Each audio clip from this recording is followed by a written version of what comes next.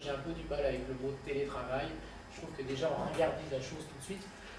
D'abord parce qu'on est tous en télétravail ou téléactivité, parce que je pense qu'il ne faut pas différencier activité et travail, parce que d'abord la vie aujourd'hui se déstructure beaucoup par rapport à ce qu'elle était il y a encore 5 ou 10 ans, et que dans la journée, on a un temps de travail qui est à plus de 50% en moyenne française devant un ordinateur quand même aujourd'hui, mais aussi toutes sortes d'activités où on gère des associations, une vie familiale, on se connecte, on se met en réseau. En France, on passe quand même en moyenne ce qu'on appelle le transport pendulaire, le transport du domicile au travail et du travail au domicile. Je ne parle pas du temps de travail dans la journée, parce qu'on est tous aussi confrontés à des temps de travail dans la journée. La moyenne française, c'est 90 minutes par jour. Et on s'est dit, est-ce qu'il n'y a pas 1 million de personnes qui peuvent gagner 1 heure, ou est-ce qu'il n'y a pas 2 millions de personnes qui peuvent gagner une demi-heure? Enfin, en tout cas, ce million d'heures, il peut être consacré à des choses plutôt sympathiques, des associations environnementales, d'éducation des enfants, et en tout cas, si on est moins de temps dans les transports, on est plutôt moins malade, on pollue moins, enfin, voilà, il y a des impacts sociaux importants.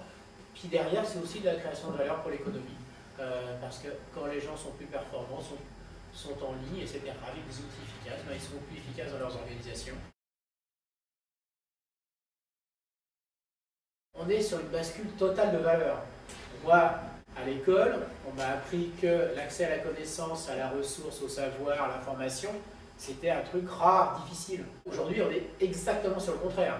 L'information, elle est là, elle est accessible, peut-être trop abondante parfois, peut-être on n'est pas formé, mais en tout cas, on est sur un flux permanent d'informations. Par contre, l'énergie, les ressources est devenue rare, et le talent d'aujourd'hui, c'est évidemment de les rendre efficaces. Moi, j'ai plus de bureau, par exemple, et j'en suis très heureux.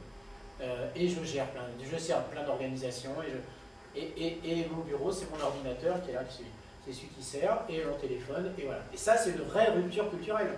J'ai eu un bureau, j'étais patron d'agence de com, et plus le bureau était grand, plus j'étais important, et plus j'étais important, moi j'étais dans mon bureau.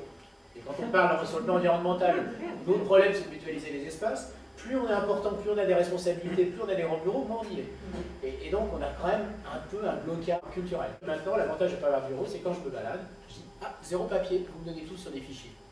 Et déjà, on me donne moins de papier, moins d'informations, parce que les gens, quand vous dites, ah ben non, je le veux en numérique parce que je veux l'utiliser, ils ne vous emmerdent plus à vous donner des plaquettes commerciales, etc., qui ne vous servent à rien. Donc il y a vraiment là des ruptures.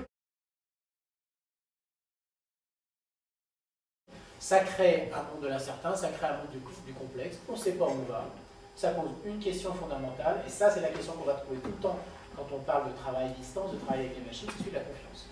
En gros, ce monde qui change, soit on a confiance, c'est le bordel, on a peur, on a toutes les raisons d'avoir peur, le changement climatique, tout ce qu'on veut, mais si on a la confiance, on peut se dire, c'est plutôt sympa un monde qui change parce que je vais participer au changement de ce monde et j'ai la possibilité de le faire. Les révolutions précédentes, qu'elles soient Renaissance ou Révolution industrielle, ça a été réservé à des élites. Même si la Révolution industrielle, c'était on produit le plus possible au plus grand nombre pour donner accès au plus grand nombre à la nourriture, à la technologie et tout ça. On n'était pas à cette notion, moi j'appelle le développement durable 2.0, qui est cette notion de partage où tout le monde devient producteur. On était encore dans une logique de haut en bas.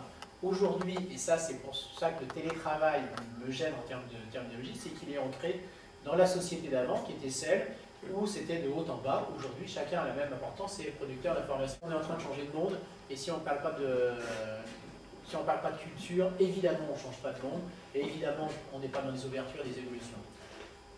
L'enjeu prioritaire pour moi aujourd'hui, c'est la vie. Je vais en reparler un petit peu à la fin. Et il y a 5 points.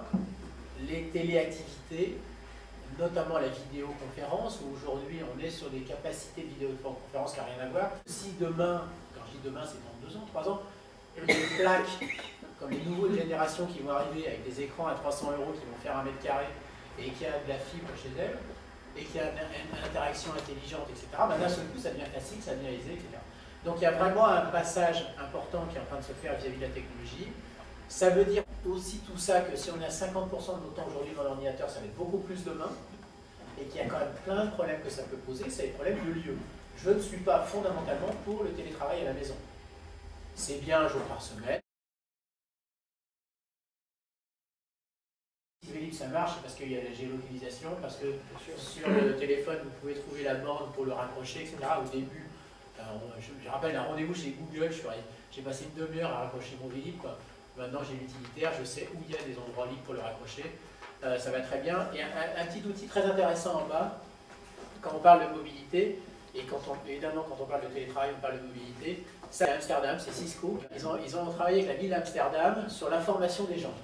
Et l'information des gens, c'est, vous prenez le téléphone portable et vous savez quand va arriver le prochain bus. En plus, si vous êtes géolocalisé, vous n'êtes pas obligé d'envoyer un SMS, etc.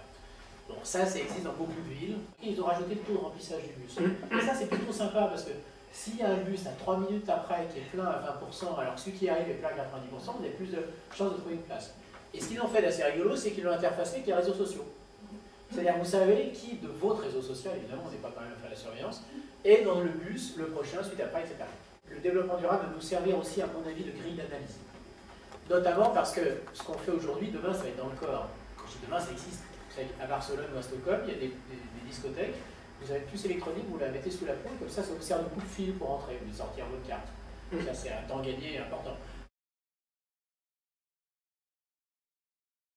Les enjeux les plus forts, c'est vraiment les enjeux de gouvernance. Parce que l'enjeu de tout ça, c'est quand même la capacité à faire ensemble et la capacité à faire collaborer des gens comme ceux qui sont là, c'est-à-dire des ONG, des organisations internationales, l'ADEME, des villes, des entreprises.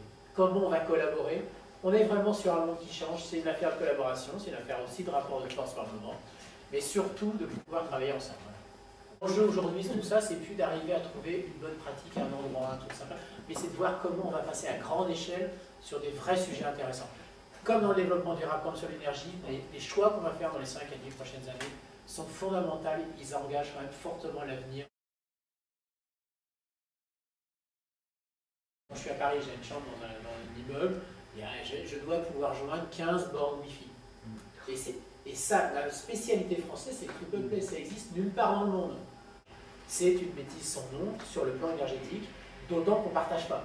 Je pense qu'il faut la fibre, et il faudrait même une agence comme Réseau Ferré de France. Enfin, c'est aussi idiot d'avoir autant de bornes que d'avoir 2 autoroutes entre Paris et Lille, par exemple.